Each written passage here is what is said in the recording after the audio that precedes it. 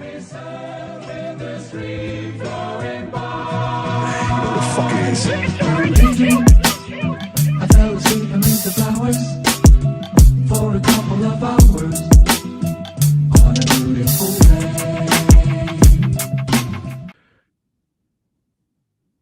Welcome to the Frame of Flower podcast. My name is LMC. I'm joined by a very special guest. His name is Serge. He is the head grower at Maywood Cookies. Thank you for joining me, Serge. Appreciate it. Thank you for having me.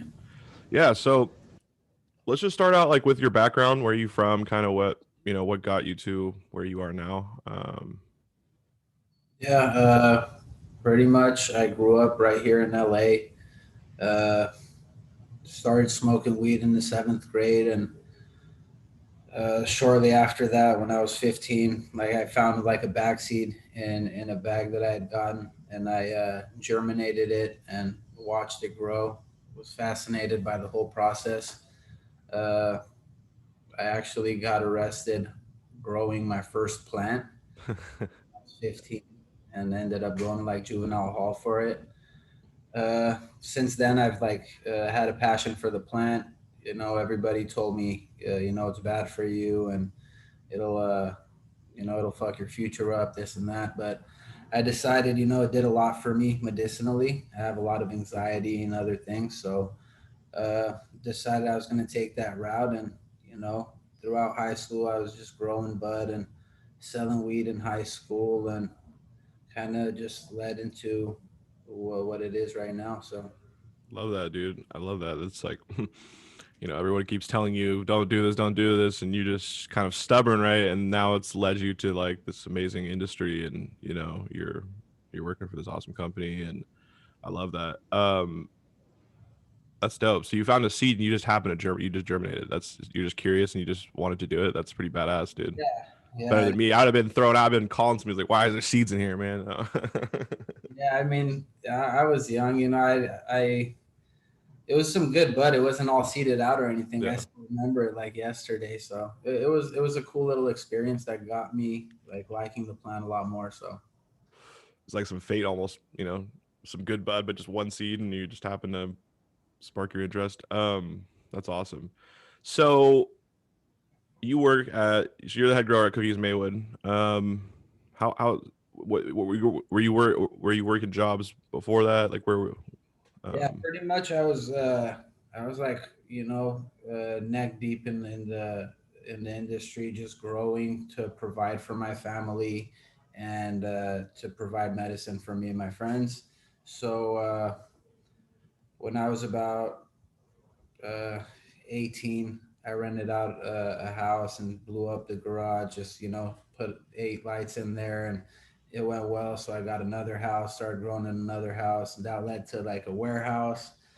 Um, so as I was growing and selling bud, um I was also going up to Garberville, bringing down work. At the time, I would just open up the LA Jam magazine and try to vent to different shops during the Prop 215 days. And I met my partner Edwin.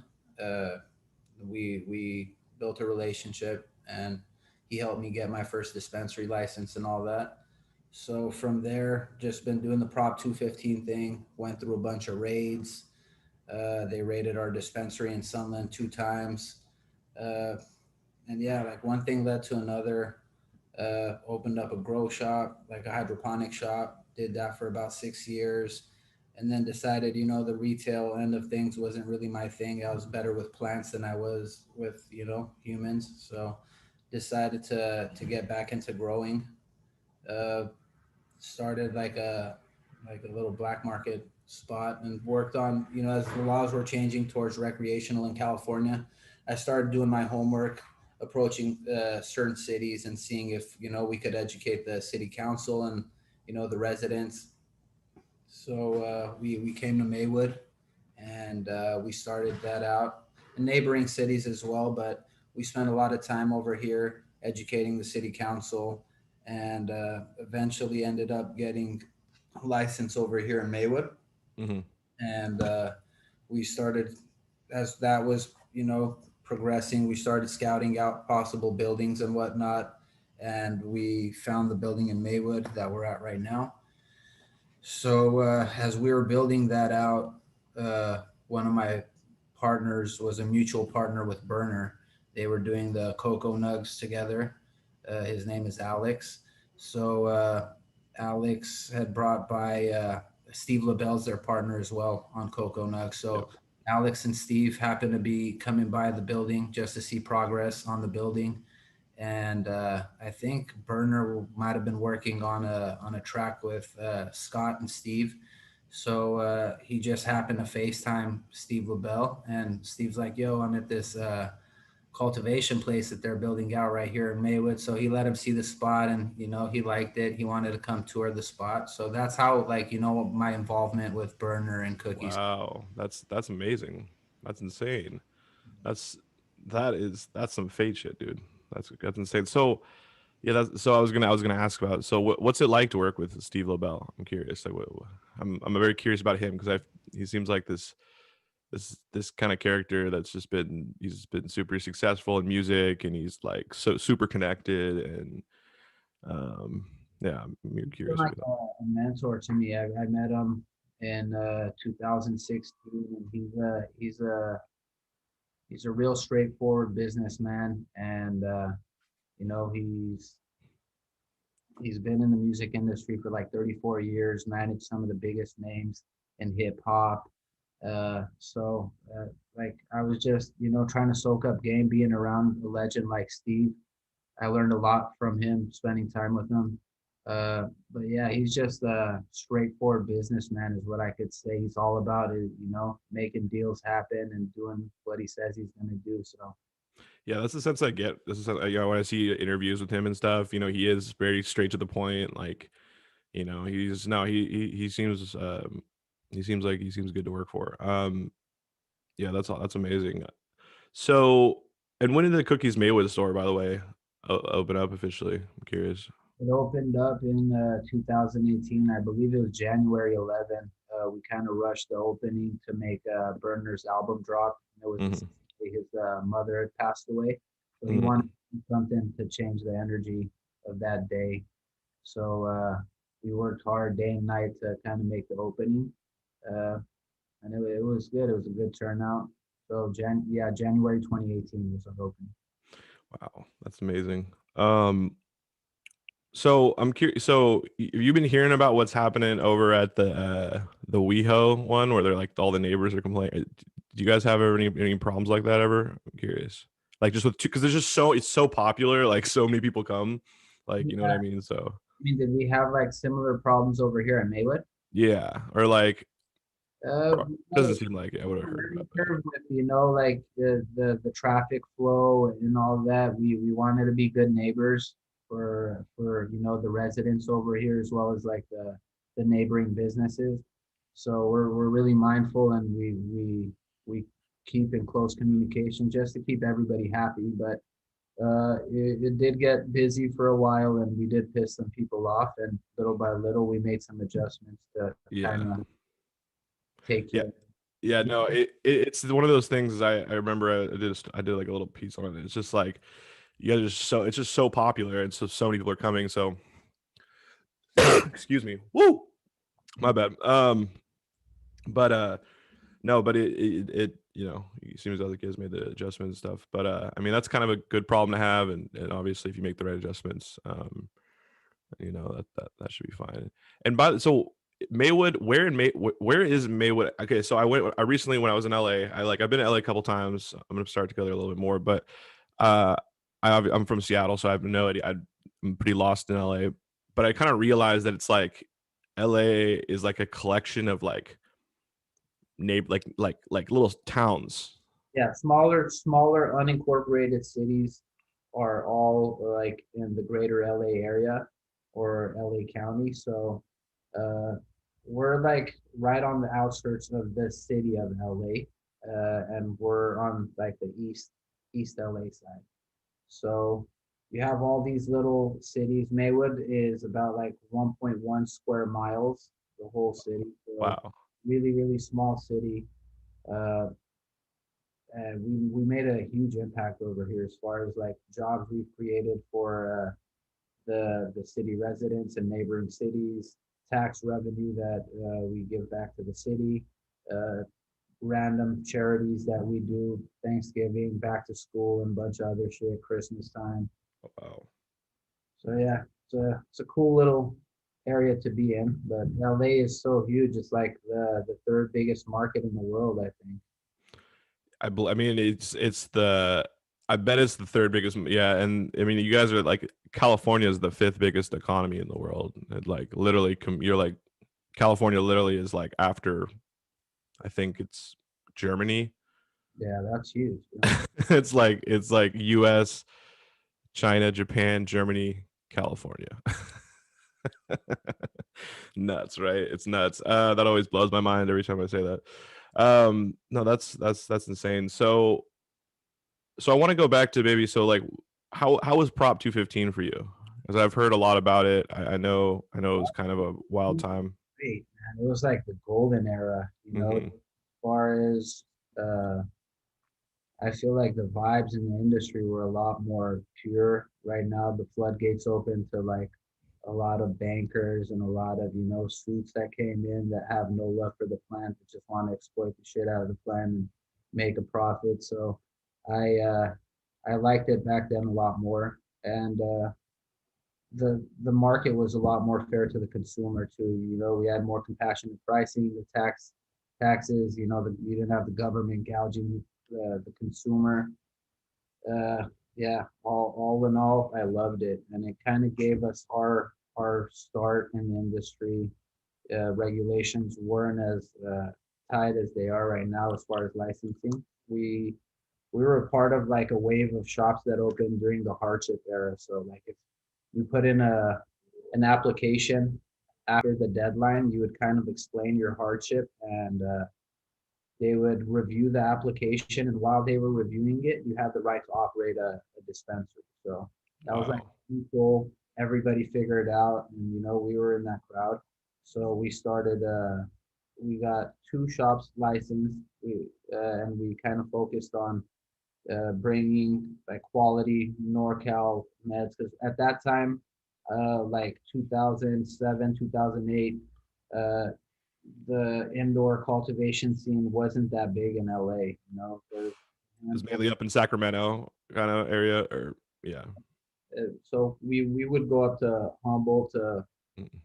to pretty much the mecca of weed in California, and we'd bring back mad flavor. So that kind of, gave us our lane. Then we started growing in the back of our dispensaries, kind of getting more into growing ourselves. So yeah, 215 era, man, was the golden era. I loved Yeah. it. Yeah. Yeah, for me like yeah, so we in Washington State, it was the golden era was like the medical era of like I was at the very end of it, but it was like very free market, not crazy taxes or anything like that. But no, and kind of could if you had a medical card, like I could sell to shops. It was like it was super dope. But yeah, so the pricing in California, I've heard. I mean, I've seen it. I've heard a lot about it. Like the pricing is pretty crazy, dude. Like it's like you said with the compassionate, you know, um, there's more compassionate pricing back in 215. Do you think that ever will get back to that pricing eventually, hopefully, or Uh, I, hard to I say? I think so, definitely, especially with all the influx of big farms coming online. Uh, I think it'll, just like anything in history, supply and demand. Once the supply catches up to the demand, I think it'll level off. And more so, I think, where as a community we got to work at picking away is, lowering those taxes, because that doesn't go towards anything beneficial for like the schools, or like any the fire department. The people that actually need that tax money don't get it. It just goes back to these bullshit enforcement agencies that come up with bullshit ass inspections and this and that to come enforce more bullshit laws on the cannabis operators. So I see it going down. I just hope it levels off on both playing fields, as far as like the tax side and for the producers that are producing the cannabis. Yeah, absolutely. I think you know, I always say this too is like some of these politicians, they're so one mind, you know, one short term. They think very short term, right? So that's why they're raising the tax so high. But it's like if they were smart, they'd be like, because you guys have you have this crazy California has this crazy problem of like the illegal market is like 5 times bigger than the legal market, Yeah. meaning that they could collect potentially if they were to lower taxes and start to shrink the illegal market a little bit, and that's how you would do it. You like more access, better pricing, and then convenience. And a store open is always convenient, more convenient. Um, why like I don't know. You think these? I personally think these politicians just get greedy and just are just short term thinkers. But it's like if they really were to be smart about this, they would lower taxes now, and then slowly, you know, maybe slowly bump them up a little bit over time. If be fair, but like look at you know, there's in 2019, California had they estimated the illegal market at 12 billion dollars and the legal market at 3.1, which is like Yeah. Jesus. Yeah, that's a landslide, man. Yeah, no, 100%. Yeah, over here in Maywood, we have they actually raised the taxes since they passed the ordinance instead of lowering it and making it more competitive throughout, neighboring cities and trying to gain the business of, the public. We pay 10% California sales tax, 15% California excise tax, and we charge the customer 6% for the city of Maywood marijuana tax, but we pay Maywood 10%. You pay that 10%? We Wow. eat the 4%. We had it at the 6%, and when the city raised it on us, we just decided sort of like the business will absorb that rather than pass it along to the customer because it's hard, like having somebody pay 35% in taxes, like it's unheard of. Yeah, And it's everybody's growing some garage weed.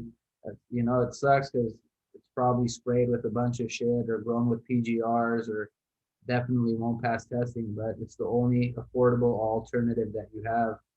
And when you can't afford, high priced medicine and taxes at the store, then that's your only option. yeah, yeah, it's unfortunate, dude. It's these politicians need to realize this. I don't know.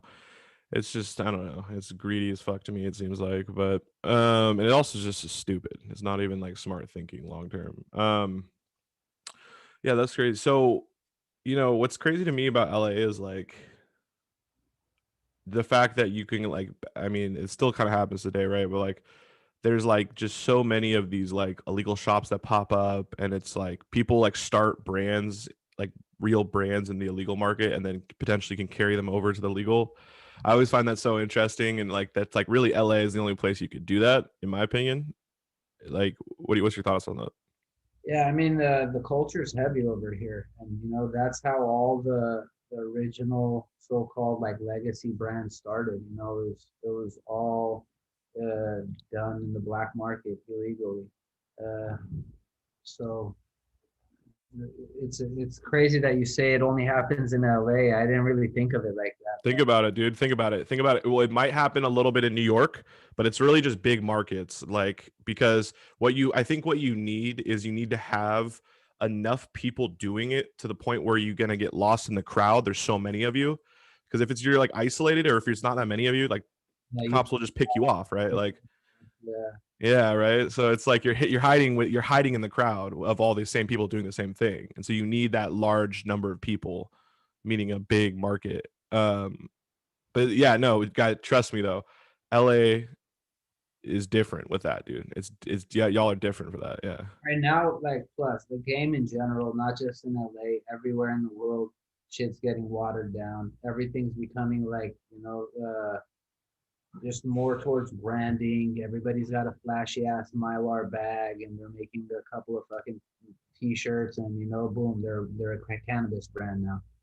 Uh, just gaining the respect of the culture people is more important. I think that's what I see. I think anybody could just get some bud, put it in a cool logoed Mylar bag and sell it. And I'm pretty sure you'll gain some traction. But in longevity wise, you got to be got to be an innovator, man. You got to be putting the groundwork. You got to have a solid foundation. I got love for the plant. You know, we're not out here just like renaming strains. We're putting the legwork. We're actually breeding something, taking the time and the space to hunt through stuff. A lot of people, they don't want to give up their, you know, production space to hunt something, to bring something new. They'll just grab some clones that somebody else made and get to working, you know, put some whatever that's going to sell. If gelatos are in demand, they're growing gelatos. If GGs are in demand, they'll grow that. But you know, we're trying to take our time and bring something to the table. Kind of like, you know, like music. There's so much in the age of the internet and technology now. Everything's consumed so fast. Like somebody spends a year making an album, and you listen to it for like a week or two, and then you don't want to listen to that shit no more. Somebody's coming in with a new album right behind it. So bringing strains and new like turf profiles to the market, it takes a lot of time. I think that's like one of the things that's the part of the culture that's being unappreciated with all these random brands popping up and watering the whole scene down, making up names and all this bullshit. It's just that's not good for the culture or you know the whole industry. Yeah, you know, absolutely. So it's, you know, it's so interesting. So because like I've been learning a lot more about the genetics side of things. I wasn't, you know, I'm much more educated now on it, but I'm doing this piece on Chris Compound, and so it's helped me kind of explore the genetic side of stuff. But like, I mean, it always blew my mind because I've been in meetings where people are sitting around the table. It's like they're like, okay, like what do we rename this? And it's just like, and I'm just like, wait, this is what happened. This is what it is. This is how they do it. Like, um, There's a they'll lot of take some purple punch, or now it's like runts nowadays, right? Is that, so? Are we in the runts era right now? Is that's what I've heard? That's what people have told me. Like, you know, we were in the purple punch earlier, right? uh, Sorry. we're definitely in the runs era. Yeah. So what do you think that phenomenon is? So it was like, you know, like for example, there's the Bubba era, right? Like now, and now there's a pre 98 Bubba. I love, that's one of my favorite strains of all time is pre 98 Bubba. But you know, up here in Seattle, they stomped on the Bubba, man. They really destroyed that name. I don't, and then there's the Purple Punch, right? Because it was good. And I think like the core, now tell me if this is the truth for runts, but I think like if you look at like the Purple Punch or the Bubba, they both were great selling weed, right? Yep. Maybe not the best smoke, maybe not the best like, you know, high or whatever, but great look, not the best smell, but great look, bag appeal. Does that apply for runs or no? Uh, that I think bag appeal plays a major factor for runs in general, and I think what you know kind of made like anything like I think the first few batches from like the breeder or like whoever's marketing that strain is all always like good, and then as cuts start getting out or like you know people start renaming certain things, runs or Bubba or Gorilla Glue, Yeah, yeah, the GG. it doesn't have that the same aesthetics. It doesn't have the same turf profile. I think over time that just kills the name It of. dilutes it, right? Because I think it's like the more, you know, the more you, yeah, the more volume to potentially, if you don't do it right, if it's not like, if it's not mediated by the same group of people that are keeping the quality control there, then you know I think that could potentially dilute it. No, I always think that's so fascinating. Is do you any predictions for like the next wave, or is it hard? It's hard to tell. Man, I'm just kidding. Yeah. it's hard to tell. I mean, a lot of guys are putting in a lot of good work. Chris from Compounds kicking ass. Yep. Sea Junkie does his thing. There's Yep. just so many breeders that are just working within their own genetic pool and killing shit. So it's it's good to see everybody you know hard at work, the real breeders and the people that actually you know put the groundwork. Uh, but it's interesting, like certain breeders, like their genetics over time starts becoming very similar and stuff. You know, all the KM stuff, the Cushman's crosses, and Oh, yep. that starts to have its own like you know characteristics and its looks. And I don't know. For a while, everything bred with gelato was coming out. Gelato, that was a phase Gelato too. Yeah. dominant, so it's finding something that's not that dominant to where it just tastes like another gelato remix. So it's hard to say, Yeah, but dude, man, it's it's like opening up a box full of different fruit and like fuck, bro. It's like every time it's a surprise. So that's how everybody putting on. no, I love that. That's yeah, no, the gelato had a good run, dude. It had a, but I just find it so fascinating that like there's these like trends of flavors and is would not to say, but like not to say that like there's so many amazing breeders out there, but like kind of are some of the top, you'd say like some of the top breeders are like Compound, Sea Junkie. I've heard a lot about Masonic Smoker. What are some other dope breeders that you like? Fuck, some real breeders. Symbiotic genetics did their thing. They put down some good stuff. Uh, fuck, man. I'm having There's so many. I know there's so many and Motto's gears always fire. mhm. Yeah. Yeah. Yeah, hell yeah. So what style of grow do you guys do run? I'm curious. We're growing in Rockville right now. Mhm. We grow in I've grown in everything. I've done soil, I've done cocoa, Rockville, but I think for commercial uh indoor cultivation, Rockville makes the most sense. It's the most sterile, and as far as like crop steering and workflow, everything, I think that's the way to go.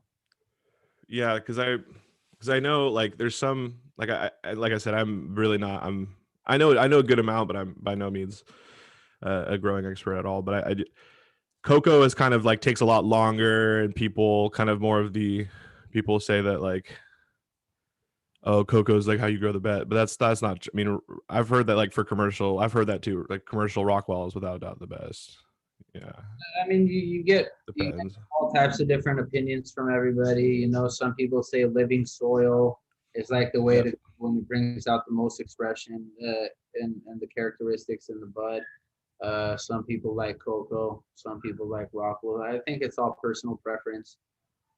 But just yeah, like circling back to like cleanliness and workflow and all of that, and even like pushing the plant to its maximum.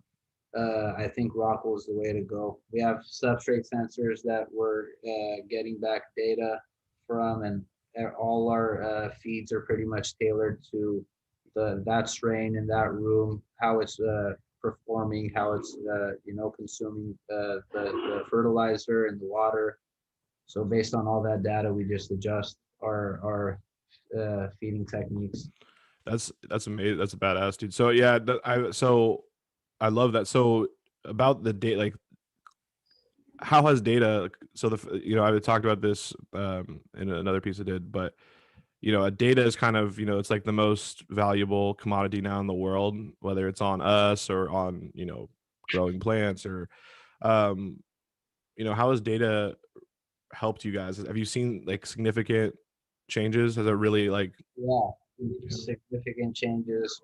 When we were growing in cocoa coir, we pretty much watered the plants, one time, and that would keep the substrate wet enough until the next day or 2 days, depending on how they're drinking up. But this is like with cocoa, we were yielding, 2.5 pounds per light. Now our average is about 3.5 per light. wow, Some strains even go above 4. So yeah, I think it really helps you push the plant to its peak performance.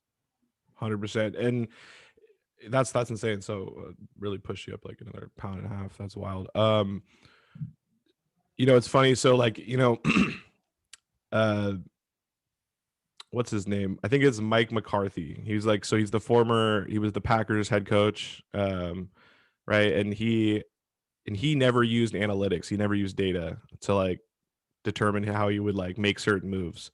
And like people gave him a lot of shit. And then he ends up getting fired. He gets hired by the Cowboys, but um, now he's incorporated, like nowadays, why I bring that up, nowadays you have to use data and analytics if you're going to be a NFL head coach.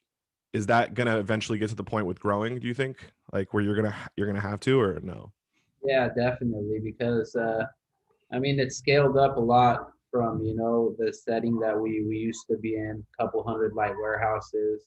Like this is like the professional league. You're on a big scale. So all that shooting from the hip, uh, it works one time, it won't work the second time, and then you got partners. You have to explain why this room did good, and so we're trying to eliminate the guessing factor out of it, and just be more data driven. If there's anything that went wrong, within a 30-day period, you could look back on your graph and you could see, hey, for 2 or 3 days, we had fluctuations in our environment. Our AC was acting up, or we had rolling blackouts. We don't have like a backup generator, so we were at the mercy of the environment and whatever equipment we could power up. So I think, yeah, data driven is going to be the name of the game if you're trying to succeed in the big league. Yeah, absolutely. I think it's I think with everything in our world, almost like a lot of business, like almost all business, you're gonna have to start to realize, you know, data gives you data gives you the answers. Like if you like you said, if you need to explain something to a partner or all that stuff. So I think that yeah, that's fascinating to me. I'm curious. So why I'm curious, like why did you decide to? I'm just curious if there's anything specific, but like why did you end up deciding to partner with? I mean, I could probably guess why because there's so many amazing reasons why, but why did you decide to partner with Cookies and uh, I guess what was some of the things that were going through your guys' head with that? I Uh, could probably guess too because it's like it's an amazing opportunity, but yeah, I'm just besides curious. it being an amazing opportunity, I mean, uh, I was just in my couple of years leading up to me getting the license at Maywood and putting this project together. I was coming off of a 5 year, very strict probation that I had got on because of the raids at my dispensary. And I couldn't really build a brand when everybody was out there during the Prop 215 days, going to the high times, whether they were paying people off to win these fucking hundreds of first place awards, or they were Yo, yeah, yeah, yeah. I interviewed, I like, interviewed the guy who the new director of the High Times Cannabis Cups, and I asked him that question. I go, because I've been told by people like literally that have been like said that like we were supposed to get first place, and then like at the last minute it got changed. Everyone knows it was bribery, but apparently this new system is not as bad. yeah, But I'm not going to name any companies, but one company has 86 uh, these fucking awards. Bro, you got luck like that. If people are blind like Pepsi challenging your shit and picking your shit every time, fuck, you got good luck, bro. Go play the fucking lottery. Pretty sure you're gonna be a billionaire, bro. You're in the wrong place. You got good luck. yeah, man, they made it a little too obvious, I think. But I'm glad that hopefully that era is done. I mean, I like shout out to Mark Kaz. He's the new and like with the new system they've done, it's a lot harder to do that, but you never know, man. It was always a little iffy. Like I've heard wild stories of like well, and when I interviewed Mark, the guy who's in charge of him now, he's like, yeah, no, people have offered me like 30K, like he's like be like, oh, so could I pay for this spot? Like they're so used to paying for it almost that like I got the sense at least that like they were You know, thrown off by this guy saying no, like no, I'm not. it's fucked up, but it's like that. I think with most cannabis related awards and stuff like that. But I mean, yeah, I let the people's The market. let the market talk back to us, bro, and let us know where they're either feeling it or they're not. They either fuck with it or they don't. And you can't just, always take the dub. You got to take the L sometimes too. You got to learn from your losses. So, every, Michael Jackson didn't make 100 hit songs. Some of his, songs were trash, bro. And I'm sure he heard it from his fans. So that's what we try to gauge our engagement and everything. Let the market craft your brand, your product. Like that's what I always say is like, you know, I remember I was consulting with a company way back or like a couple years ago, and this person was just like very afraid to put something out. He was very afraid to put a brand out, and I'm like, put his product out, put it with a brand.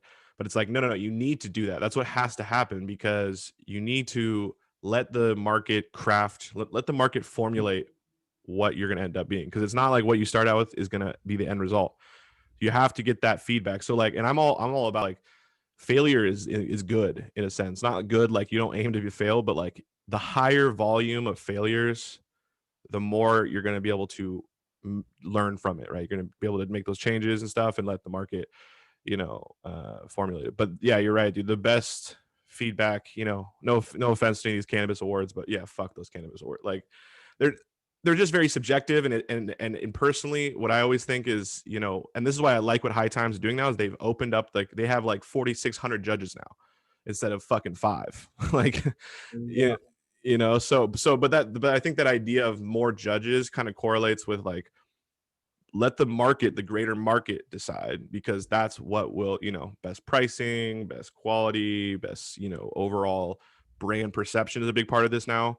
Um, you know, so yeah, so and I'm curious too, like from a grower's perspective, you know, do you see the like I always tell, you know, I kind of come, you know, from more from the brand on the I see like the brand side and then there's the growing side, and they're both really really important. Growing I think is you know, a little bit more important, but I think like there's a balance between the two, right? Because and going back into your point about, you know, why you decided to go with cookies, right? Like is there a balance there, or, you know, because there's a lot of growers out there that like really don't like the brand side, you know, and I get it, but it's like you need to have that. I'm one of those growers, Yeah, bro. yeah, No, I'm more culture and not business driven. And unfortunately, when you're trying to share, the menu with the world, it has to be business driven. You can't be, you can't drive a business with your heart because you love something. Sometimes you're going to make some decisions that aren't profitable, like I do. I devote a lot of space to fucking pheno hunting and finding new flavors. My partners might not agree with it, but I think that it's important to, keep us at the forefront of things and to push it forward. But there, you've got to have that balance between both the growing side and the brand side, and it's very, very important. okay, anybody listening right now, you heard this here, right? This is what I've been saying, this is what I've been telling, is like to be able to highlight the amazing growers, there needs to be the brand in nowadays. Because the one thing I always like another a reason why I like started doing kind of this media stuff is like I did it for cannabis entrepreneurs, but another reason is to like I talked a lot about brand initially in my YouTube, and it was to kind of speak to like these growers is like you guys need to look at brand, because if you want to keep doing what you love, you got to have that. And you know, hearing that I think from yourself, like you know how important that is. You know, it's a new landscape, but it's a new environment, and like you have to adapt or die.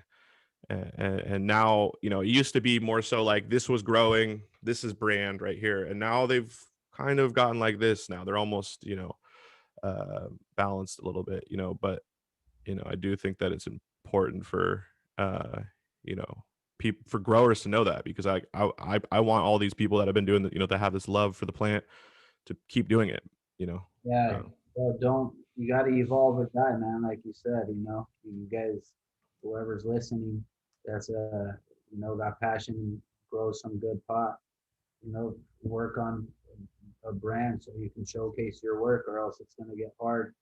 All these brands popping up, and you'll just get left, in shade. well, and you'll really just like, you know, there's kind of, you know, I think there's going to be a group of growers in the future that are going to like, I always tell, so what I like to tell, you know, growers and like brands and stuff, like companies, is like, you know, don't ever like on terms of like with the big corporations coming in, don't try to compete on necessarily scale, I would say, but like try to compete on brand, because that's what you can compete on, right? So that means growing the best quality and then having that energy of the best quality product get transferred into the brand instead of it just kind of dissipating out into like the rest of the world. You know what I mean? So your brand is like what captures the quality of the cannabis, of the quality of the product. So the back end is the grow, right? It's the product, and then the front end is the brand, and you need to have those two, because if you just have the back end, it's going to dissipate and you're not going to be able to collect it. And then eventually what's going to happen is, in my opinion, is you're going to have, you're going to be sitting at the table, and you're not going to have any, leverage power. But I don't know, it's been an interesting, to see it develop. And I hope people can, hope growers can figure that out, the ones that maybe are a little against brand. But adapt or die for sure. That was kind of the reason how Yep. going back to the question, we did the partnership with Cookies, because coming off of that probation period and everybody being able to build their brand on the 215 side, I had to be real hush hush about the business I was doing. We were still growing heavy, but we couldn't just be out there putting our face out there or a brand or anything, taking that risk. So when it came time to open up Maywood, we were originally going to call it Hybrid, and that's what we were focusing on. And after like a meeting with Berner and stuff, like we were like, all right, we were open to the idea of having it be like a cookies hybrid collab. And then we said, like, scratch that, dude. Let's just have it be the cookies flagship first, vertically integrated spot. So we did it without looking back, and it's been good. To be honest, straightforward with you, financially, I don't think we would have been able to get over the hump if we didn't partner up with Cookies. It would have been a very slow start, and with the legal market and all the financial things that we went through in the beginning, it just would have been really hard. So I'm glad we made that decision. And Berner, Jiga, and the brand, they're great people, So Yeah. we work on that together. So Yeah, absolutely. how it came out, how it came about. Yeah, no, yeah, that's kind of what I kind of get. Like, it did seem kind of, it brings some security to you, to be able to have those people and those part, uh, because starting out just by, it can be, yeah, I definitely see where that's coming from. And in terms of, um, like, what was the what was the meeting like with Burner? I'm curious, like, what were there some things that stuck out that you like really resonated with you? And I mean, at the time, I used to listen to his music, and just being like a weed smuggler, a grower, a dealer, like I really fucked with his music. So it was cool to meet him, and I brought some of my tree to show him. I think he thought we were just maybe like money people, and he was trying to like feel us out and kind of like gauge the situation to see our knowledge and our involvement in the industry. And he was like blown away at the bags that we were showing him. And we just talked about the plant strains and different breeders that were popping at the time, what we're growing in our current rotation, and what our vision was, and things like that. But it was a good meeting. We fired up a few joints and shit, and gave him some bags to take back to Frisco with him, and he hit us back. He was like blown away at the bud. So he's like, bro, if you guys are growing quality like this, I'm sure you guys are gonna kill it with our genetics. So yeah, it was a great start. First we just met him, and then he came back down with Jiga, and he toured it. And Jiga's like, he's more on the growing side of things and mm, breeding, and he's such a like a passionate person. I don't know if you watched his like videos and the way he I've seen him sometimes. I've seen not as many. I've seen way more interviews with Burner, but like with him, it's just like he's just like, oh, like, look, like, I know you mean, like, he is very passionate. I love seeing that. vibe with the fucking bud, and Yeah. and you're drawn in 100%. So it Love was that. good to have him over, and we went over some things and some of the strains he was going to bring down, and we talked about breeding projects and stuff. So yeah, we kicked it off nice and strong, and it was fun, man. Yeah, absolutely. I think, Burner is like the GOAT, right? He's the legend, and I like, I'm sure like most of us, we all look up to him kind of. I think he's been really smart. Like what he's done really smart, like is he has so many connections with growers. Like he really, like I have friends that he taps into that aren't even connected. Like he's like a very good at keeping constant like relations with all the growers all around, right? Like that's something that I think he's really amazing at, is that kind of relationship, manager almost too, in Yeah, a he's sense. an amazing businessman and amazing people person. He's a great friend, and just his communication skills, his work ethics are just like through the roof. I've Yeah, never I heard seen his work ethic is ridiculous. I've heard from people. Yeah, I've heard it's fucking wild. how he goes that hard. And he has a huge following in our sector, and the platform that he shares with different breeders, whether they're big time breeders or small, they got a little house grow, but they're putting out the heat. Like he shares his platform, and he helps catapults people, in the industry. So he definitely helped shine the light on us, and I'm thankful for that forever. Yeah, absolutely, absolutely, dude. Yeah, no, he definitely is someone that I think I don't want to say that like he's kind of a kingmaker. I mean, in a sense, because I think people trust his ability to find the quality, find those people that are putting out the quality, and I mean, I don't know if I would have found you without like that. So you're right, dude. Absolutely. Um, yeah, no, that's yeah. Shout out to Burner, shout out to Jigo. Yeah, that's amazing. Have you been to Steve Lobel's Lemonade one, the music museum? Have you I been? have I haven't been there yet. I gotta go check it out. Yeah, I need to go check that out too, dude. I've been seeing that, bro. Yeah, I Seeing think all the hip hop artifacts and shit when it was at his house, like like his house was like a it's nuts. Yeah, but that's nuts, dude. Well, I didn't really realize until I like really did research, and I think Steve Lobel kind of represents like this really. He's like that really. He represents as like a person. He represents kind of this intersection between like music and well, I think Burner does, but I think Steve Lobel is like I did research on him, and like dude, this guy like is like a man, like I thought initially it was like, oh, he's just because he was Scott Storch's manager.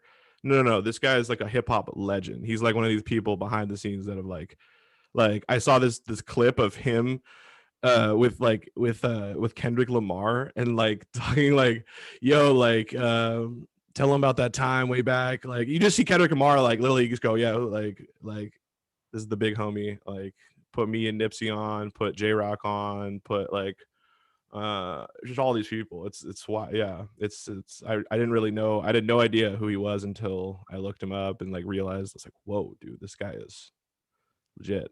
Yeah. he's done a lot for the music industry, uh, business wise too. I mean, he's put some legends in the room together that would have never crossed paths. Some fucking amazing music was happened because he placed two individuals in the room at the same time, and that's kind of how our shit came about too. Putting Burner and us in the same room, making it happen. He's the man that connects the dots. Really though, dude. I mean, no, that's the sense that I got. I think he's helped Bird get some really dope features and just other people. And I love his. I don't know if he recently put this on, but I saw on his Instagram profile. It's and this is true. This is hella true. But it's like the coach lasts longer than the player, and I love that because it's true. Absolutely true. It This absolutely is true. Yeah. wise words to live by, man. 100%. No, 100%. Especially, if you're in an industry like music where trends kind of come and go. It's like, these, the grower lasts longer than the strain trend, right? Almost, right? You can put that. But no, hell yeah. So I'm interested in terms of what is there any future plans for yourself, or or are you gonna keep just Uh, keep Yeah, I mean, I kind of wanted. I've always wanted to have my own brand. Mm-hmm. And, I kind of, being this involved with cookies, I kind of went to Burner for his blessing first before I, popped up a brand and seemed like I was trying to, uh, Yeah. take that shine away from cookies or whatever. But yeah, I've always wanted a brand, so I started Fiore with my partner Big Tuna and Edwin, and that's kind of been our baby. It's going to be like a lot of breeding and growing and stuff like that. So Well, yeah, and then that you guys are killing it then. I didn't realize that. Okay. Okay, that's no, I saw that. Okay, I saw that. Yeah, you guys are crushing it. yeah, Yeah. You guys are going off, bro. Yeah. Yeah, dude. No, that's what's up. Fuck yeah, dude. Okay, when I was doing research on you, I knew that. I for some reason knew that, but I just it crossed my I didn't forgot. I didn't realize it initially right here, I guess. But damn, dude. Yeah, you guys are crushing it. That's awesome, bro. I love that. we're just trying to focus really on just like going heavy on the breeding and hunting side. Uh, we have two buildings in Adelanto in the high desert over here. The first building we popped in 14,000 seeds with our partners Wow. Don and Dylan. 120 plus strains, like really deep pheno hunts. Some strains were like 600-700 seeds of one particular cross. Wow. Trying to find those gems, and then we got a whole bunch that we kept. We kept about 40 strains, multiple phenos of each, and we're just circling back to like pick like the one or two phenos that absolutely stand out. We got a bunch of them in our first round of breeding, so the seeds just came off of those. So yeah, we're gonna start building our own little genetic pool and going hard on that. Yeah, dude. Well, I mean, I've heard. Yeah, yeah. No, I don't know why I didn't remember that part. Yeah, I've been hearing about you guys for a minute. Yeah, you guys are killing it.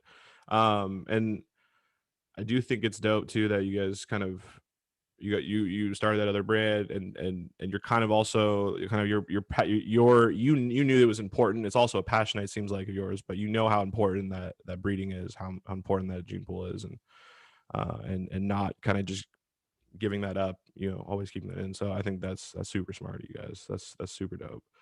Um, no, yeah, man, this is yeah, I really, dude, this was you're a legend, dude. Personally, I think, and I always really appreciate people like you coming on, dude, because It's yeah, taking the time. 100%. In terms of, so I'm curious, like in terms of what are some of the what are some of the other cannabis brands you kind of like or you think are doing something right? If you could name any, I don't, Man, like I think one person, I haven't met him personally, but following him on IG and watching his grows. It's a guy from a brand, a Golden State. Uh, I think his name is Bear. Yeah, like his grows fucking he crushes his grows, man, and the quality of his product is amazing. We carry their brand on ourselves. He's really kicking ass. Um, but trying to think, I'm having a brain fart right no, now. you're good. No, and no, and yeah, there's so many, dude. It's kind of hard to like keep The track. Yeah, drum boys are kicking ass. yep, Those are the big inspiration. Uh, a lot of people, man, yeah, no, 100%, 100%. always talking it up, but yeah. Yeah, yeah. What you've been? I'm curious. uh, what do you think about the Backpack Boys? The Backpack Boys, They've been like real like they're blowing making up. noise right now. I like it. I like the quality of their product. I think it would be interesting to see them do some breeding like outside the gelato lines that they've been doing. Yep. They have killer stuff. I'm not bad mouthing it, but the line is like lemon cherry gelato, apple gelato, this gelato, that gelato. Yeah. Like I'm sure they're gonna fuck shit up. Like if they If they branch out, go out, yeah, they're gonna even crush even more. Yeah. But yeah, they're fucking shit up, man. Shout Yeah, out. no, they are, dude. They've been interested, dude. I knew it was real when I was on the way back from LA.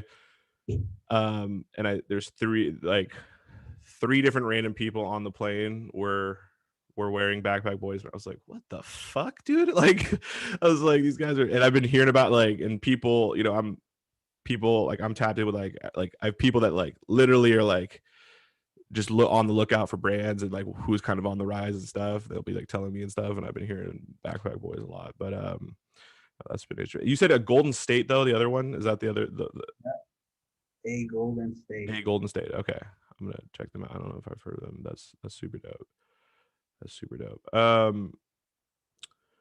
Well, I'd love to have you back, man. I definitely would love to have you back. If you'd be open to it. Yeah. Yeah, where can the people find you? I'll put your Instagram down below.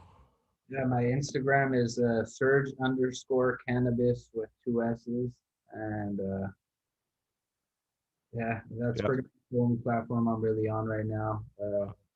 Between work and like juggling like social media, shit gets hectic. But I bet, dude. Well, we gotta link up, dude. When I'm down in LA or whenever. Hope one day we'll meet in person. But it's an honor to have you on, dude.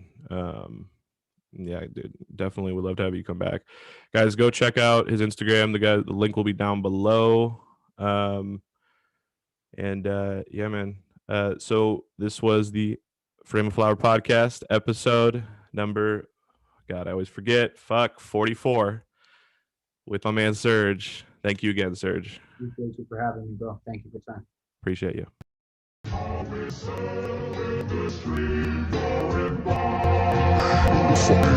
Find